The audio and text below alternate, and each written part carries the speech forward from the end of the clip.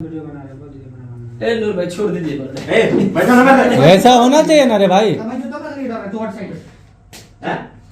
तुमने एक बार भी बोला कि वो सीनियर सर हैं, उनका नंबर क्यों ब्लॉक किया?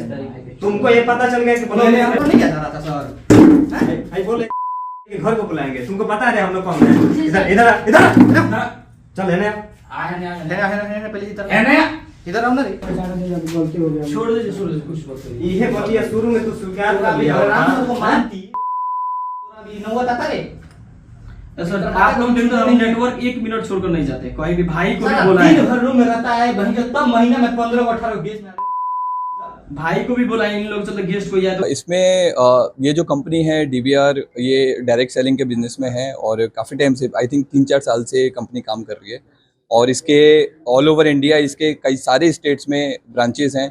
और जहाँ तक अभी तक आइडिया हमें लगा है कि 2 से 3 लाख के आसपास में लोग, लड़के लोग और लड़कियाँ लोग इसमें काम करते हैं और डायरेक्ट सेलिंग करके अपने प्रोडक्ट्स को बेचते हैं। जिस तरीके का यह आरोप लगा है और इस तरीके का वीडियो भी सामने आया है, कई क्लर्कों का वीडियो सामने आया, लड़कों सामने आया, तो गंभीर एक आरोप है। तो इसमें मेन आरोप है जो लड़की के द्वारा लगाया गया एक यौन शोषण का।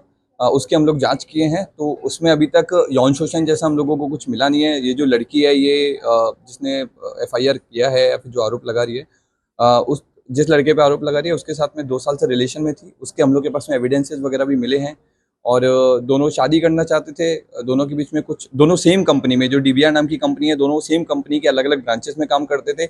और जो लड़की का भाई है, ये जो अभियुक्त जिसको बनाया गया है, उसका फ्रेंड था, उसके थ्रू ये लड़की आपस में कांटेक्ट में आए थे। अच्छा, कंपनी का मालिक कहाँ का रहने वाला है उसका कुछ पता होगा? और ये कंपनी नोएडा बेस्ड है, नोएडा में रजिस्टर्ड है। और जो कंपनी के मालिक हैं, जो मेन मालिक है मनीष सिन्हा, ये सिवान का रहने वाला है। और बाकी जो इसके कुछ मेंबर्स हैं, जो वो मुख्य आरोप की तिलक, उसकी गिरफ्तारी का तिलक हम लोगों ने गोरखपुर से उसकी गिरफ्तारी की है। कहा जाए तो अभी रेड में जो बंगाल और झारखंड के लड़के मिले, तो पूरे देश में इसका नेटवर्क है। बिल्कुल, इसका पूरे देश में नेटवर्क है, बिहार में भी अलग अलग शहरों में इसका नेटवर्क है। और मुजफ्फरपुर में जो इसका ऑफिस था, वो हम लोग लास्ट ईयर रेड किए थे, तब से ऑफिस बंद है।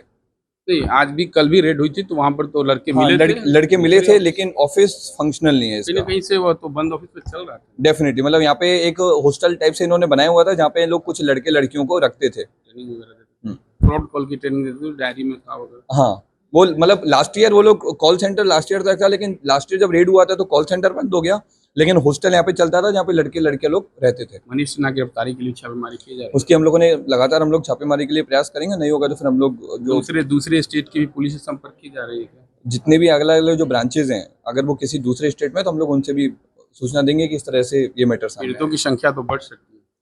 बट उमूमन इस तरह के रेड में चूंकि अनमैरिड युवक युवतियां रहती है, तो पुलिस केस से बचना चाहती है, इसलिए पीड़ित सामने नहीं आती। इस बार तो पीड़ित आई है सामने, तो कार्रवाई होनी चाहिए। डेफिनेटली इसमें कार्रवाई होगी।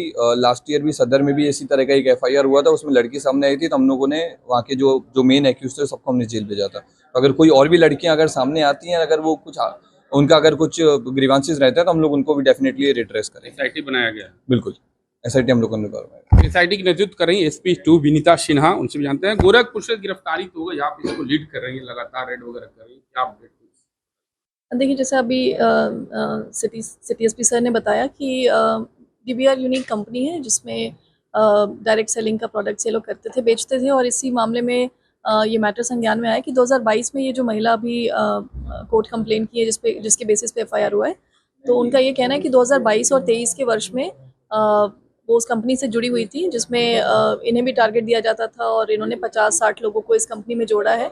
और इन्हें उसके बदले जो एक राशि प्रॉमिस की गई थी, जो सैलरी अमाउंट, वो उनको नहीं दी जा रही थी। और उसके बाद इनके साथ मारपीट करने की बात ये बता रही थी और यौन शोषण की बात इन्होंने कही है। लेकिन क्योंकि केस, मतलब जो मैटर है वो 1.5-2 साल पुराना है, तो मीडिया से बात उसने बताया कि डरी समिति अपने आप को प्रिपेयर की, परिजन फिर तैयार हुए तब। जी, क्योंकि मैटर 1.5-2 साल पुराना हो गया, तो इमीडिएटली मेडिकल में कुछ आएगा नहीं। तो हम लोग लेकिन जो प्रक्रिया है उसको फॉलो कर रहे हैं। इन्होंने अबॉर्शन की बात बताई है, जिसकी पुष्टि अभी नहीं हो पाई है। जी, मेडिकल हम लोग कराएंगे, लेकिन क्योंकि घटना पहले की है, तो बयान इनका वीडियो रिकॉर्डेड बयान मेरे समक्ष हुआ है।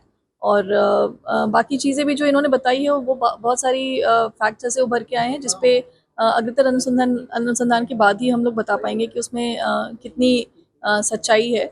और कंपनी के बारे में बताया जा रहा है कि कंपनी फर्जी तरीके से बहुत सारे लोगों को जोड़ती थी और जो इन्होंने जो राशि इन्होंने बताया था कि उनको देगी, जो लड़के इनसे जुड़े रहते हैं सामान बेचने के लिए, वो उनको नहीं दी जा रही थी और टारगेट नहीं पूरा करने पर मारपीट की बात सामने आ रही थी, जिसके वीडियोस भी वायरल हो रहे हैं। तो वो डेफिनेटली गलत किया जा रहा था और वो हुआ है इस कंपनी में।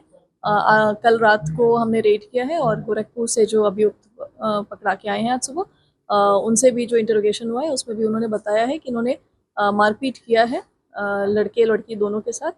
बट अभी ये इस चीज़ को मना कर रहे हैं कि किसी भी तरह का सेक्सुअल वायलेंस हुआ था। तो ये फर्दर हम लोग इन्वेस्टिगेशन में, हाँ, जांच का विषय है और केस रजिस्टर हो गया, इस पर हम लोग इन्वेस्टिगेट करेंगे।